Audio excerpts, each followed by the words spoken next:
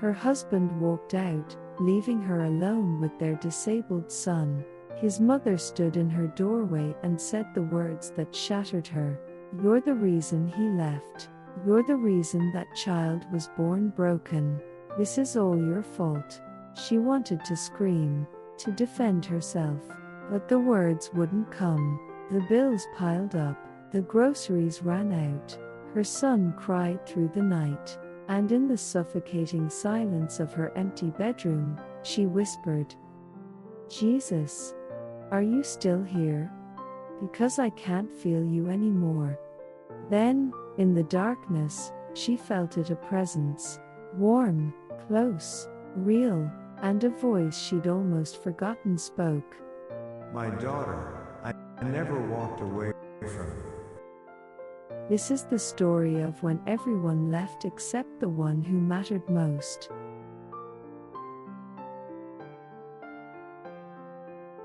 She used to believe life would always find a way to be kind. Not perfect, she'd never expected perfect, but kind, gentle, manageable. Even when things were hard, she would smile through tears and say, "God is with us. We'll be okay." And for a long time, she meant it with every fiber of her being. She had a husband she loved, a small home they'd saved for, and a son, her precious, beautiful son who saw the world differently than anyone else. He was diagnosed with autism when he was 3. The doctors sat her down and explained it with careful words and patient voices. But all she heard was the fear in the room, everyone else's fear about what his life would be like. But she wasn't afraid. She was in love. Her boy was brilliant in ways the world didn't always recognize. He couldn't look people in the eye, but he could spend hours watching the way light moved through water. He didn't speak the way other children did, but he hummed melodies that sounded like prayers. He didn't like being touched, except when he needed her, and then he'd collapse into her arms like she was the only safe place in the universe. And when he smiled, those rare, beautiful moments when something delighted him, it was like watching the sun break through clouds. And when he looked at her, she saw heaven. She told herself that love would be enough, that if she just worked hard enough, prayed hard enough, stayed faithful enough, everything would work out. So she became everything he needed. Her days began before sunrise, not with quiet devotion and coffee, but with the sounds of her son, sometimes a meltdown triggered by a tag in his shirt, sometimes echolalia repeating phrases from his favorite shows, sometimes just the need for her presence. She learned his patterns, his triggers, his safe foods, his special interests that brought him comfort. She fed him the same meals he'd accept, helped him navigate a world that felt too loud, too bright, too overwhelming, held him when sensory overload crashed over him like a wave and he couldn't explain why everything hurt. She became his translator, his advocate, his safe harbor in a world that didn't understand him. She loved him fiercely, desperately, completely. But love, she was learning, doesn't make exhaustion disappear, and it doesn't make other people stay.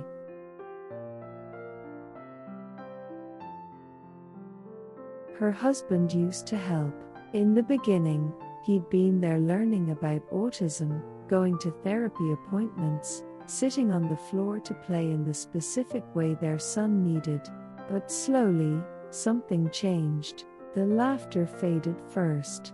He stopped making jokes, stopped trying to understand their son's stimming, stopped coming to IEP meetings at school. Then the affection disappeared. He'd come home late, sleep on the couch, avoid her eyes when she tried to talk about their son's progress or setbacks. "Are you okay?" She'd ask. "I'm fine," he'd say, and walk away. She told herself it was stress, that he was just adjusting, that he needed time. But time wasn't the problem. One night, a night that started like any other, he came home and didn't sit down, just stood in the kitchen doorway, hands in his pockets, eyes fixed somewhere past her shoulder. "I can't do this anymore," he said. Her heart stopped. "What do you mean?" She whispered. "This? Us? Him?" He gestured vaguely toward their son's room, where she could hear the soft repetitive sounds of their boy stimming, finding comfort in his own world. "I can't. I didn't sign up for this. For a kid who'll never be normal." The word normal cut deeper than anything else. The air left her lungs. "We can figure it out," she said quickly, desperately. "We can get help. We can. I met someone," he said flatly. 3 words. That's all it took to destroy everything. "What?" Her voice barely worked. "I met someone. Someone who isn't dealing with therapy appointments and meltdowns and a kid who can't even say I love you. And I'm leaving. I already signed the papers." She stared at him, waiting for him to take it back, to say he was just overwhelmed, to remember the vows they'd made in front of God and everyone they loved. But he didn't. He just turned around and walked out. No apology. No explanation.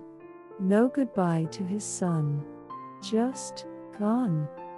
And she stood there in the kitchen, alone, listening to the sound of his car, pulling away each second of engine noise, taking him further from the life they'd built, from the family he'd abandoned, from the child who would never understand why daddy stopped coming, the child who still looked for him, who still repeated phrases his father used to say, who still lined up his father's shoes by the door even though he'd never wear them again.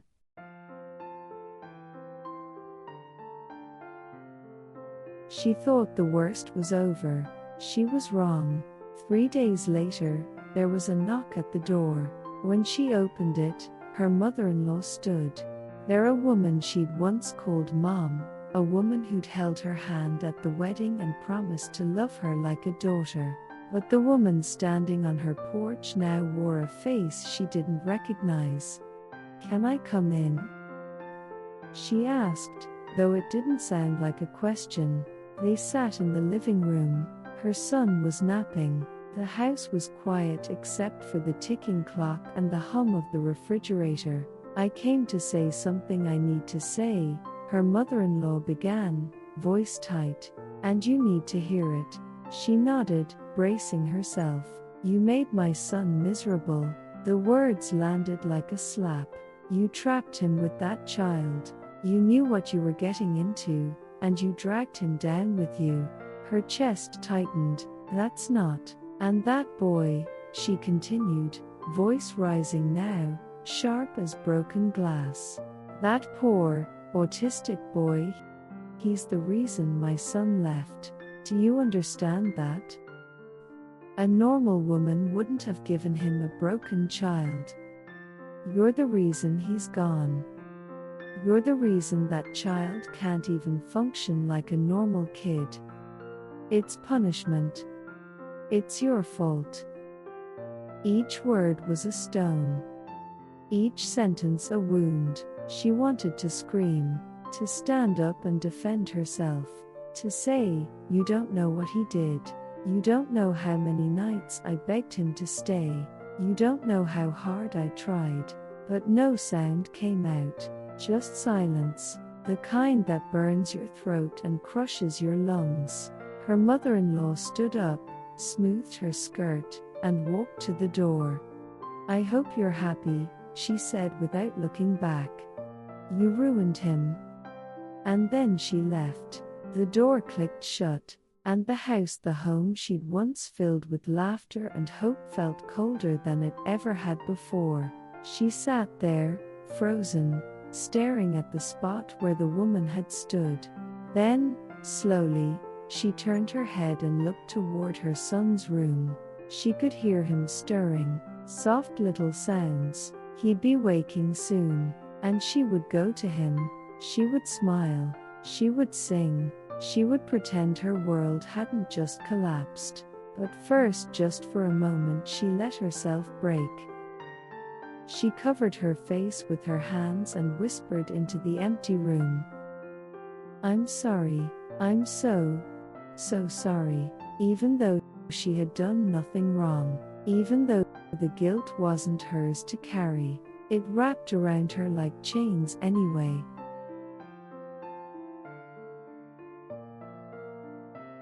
During the day, she could stay busy navigating his routines, preparing his safe foods, managing therapy schedules, explaining to yet another person why her son couldn't just try harder to make eye contact, advocating at school meetings where teachers suggested he'd be better off somewhere else. But at night, when he finally fell asleep and the world went quiet, loneliness crept in like a thief.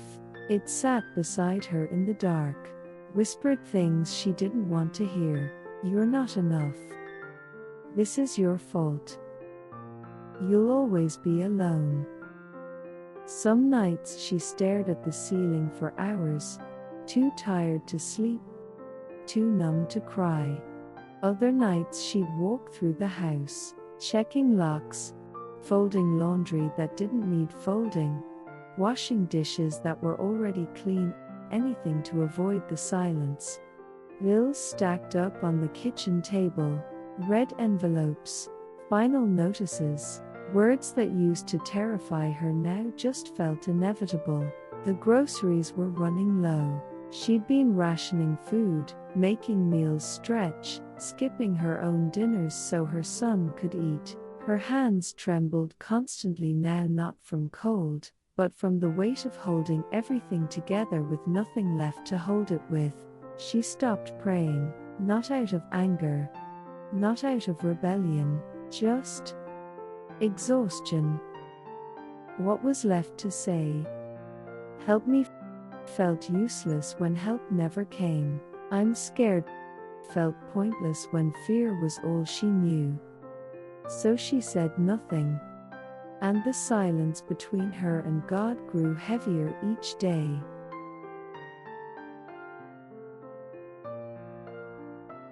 Then came the night everything shattered. Her son had been having a hard day. Sounds were too loud, lights too bright, everything felt wrong in his body and he couldn't tell her why. She'd tried everything, his weighted blanket, his noise-cancelling headphones, his favorite videos, his comfort foods. Nothing worked.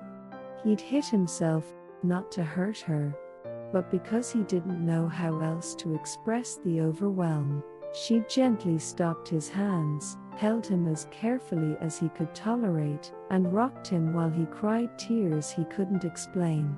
Finally, after what felt like an eternity, he fell asleep in her arms exhausted, regulation finally found, small and vulnerable against her chest.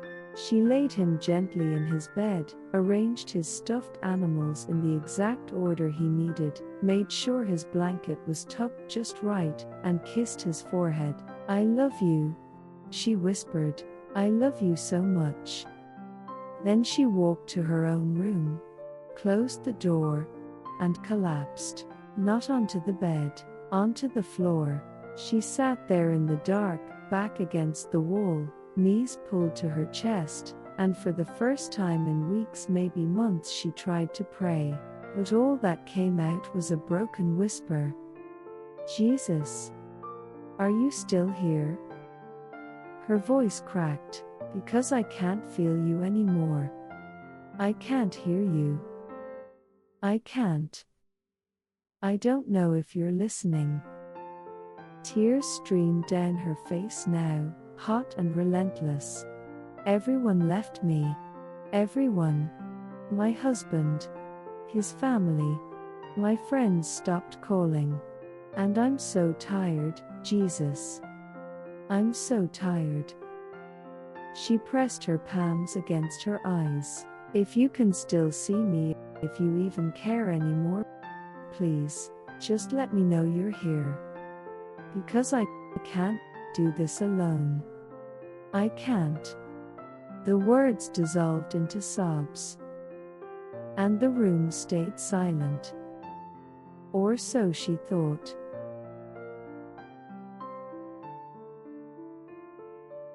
But then so gently she almost missed it, something shifted. The air in the room changed, warmed. It wasn't a voice she heard with her ears, but it was a presence she felt with everything else. Real, close, undeniable.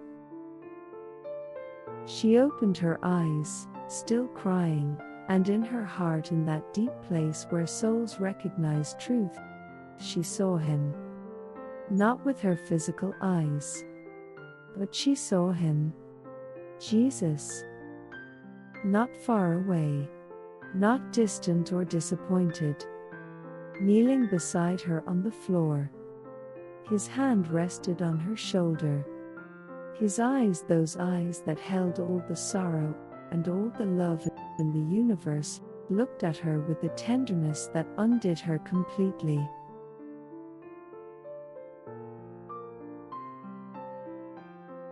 My daughter, he said softly, and the sound of it broke something open inside her chest. I never walked away from you.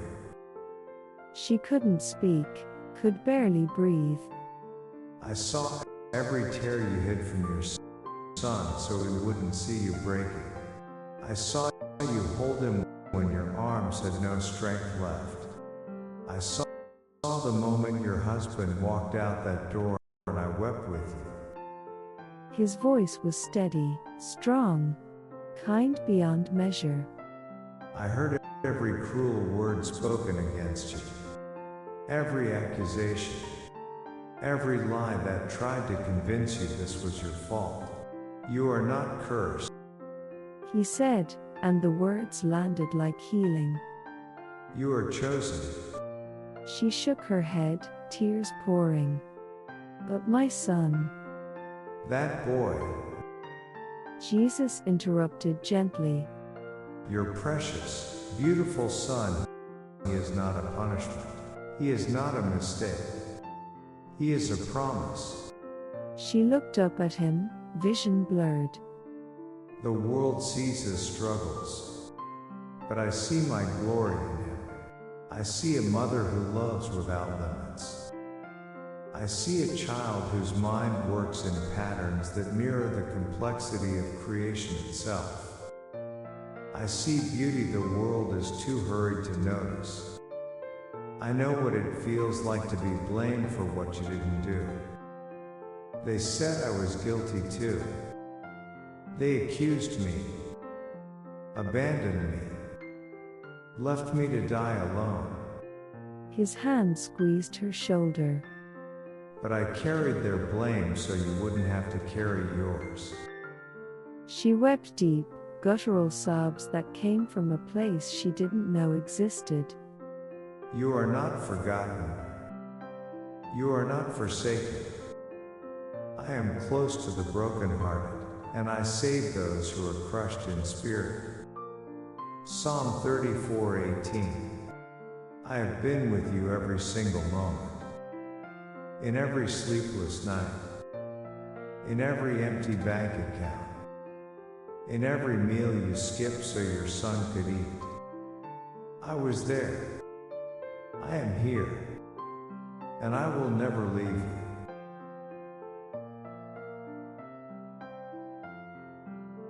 She couldn't stop crying, but this time, the tears felt different, not born from despair, but from relief, from being seen, from being loved.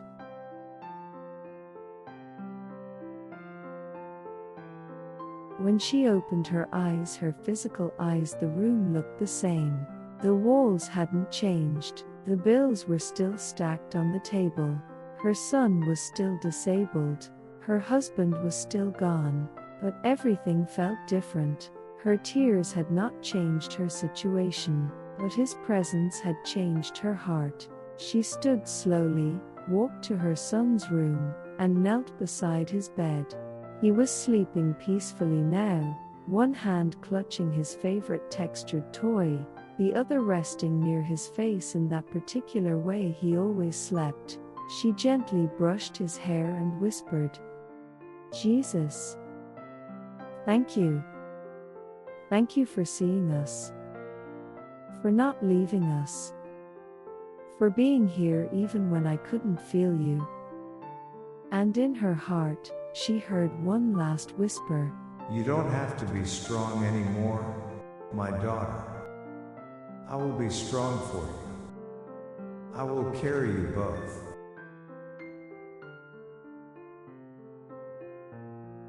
She smiled through her tears, because for the first time in so long, she believed it.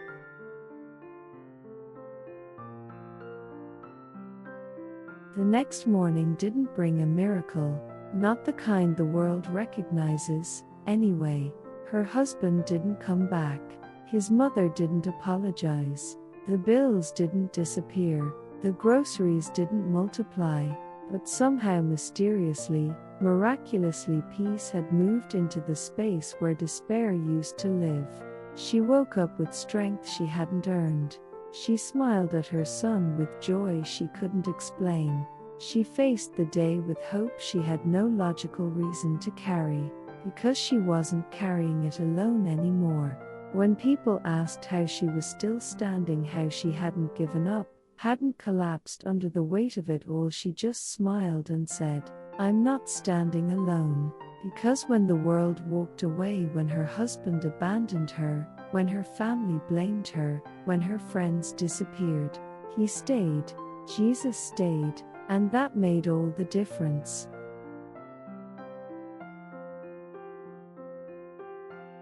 If you're listening to this and you've been abandoned, if you've been blamed for things that weren't your fault, if you've been left to carry burdens no one else will help you hold, He sees you, He knows your name, He has never left your side, and He whispers the same promise over you that He whispered over her, even to your old age and gray hairs.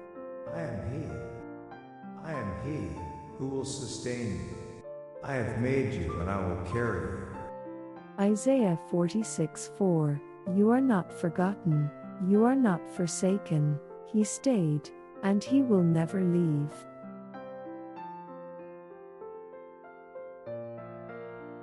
He sees your tears. He knows your pain. And He's not walking away. If this story touched your heart, I'd love to hear from you in the comments. What part spoke to you the most? Your words might bring comfort to someone who's walking through their own hard season tonight. Don't forget to subscribe to Mustard Seed for more stories of faith, healing, and quiet hope. You are seen, you are loved, and He is still here.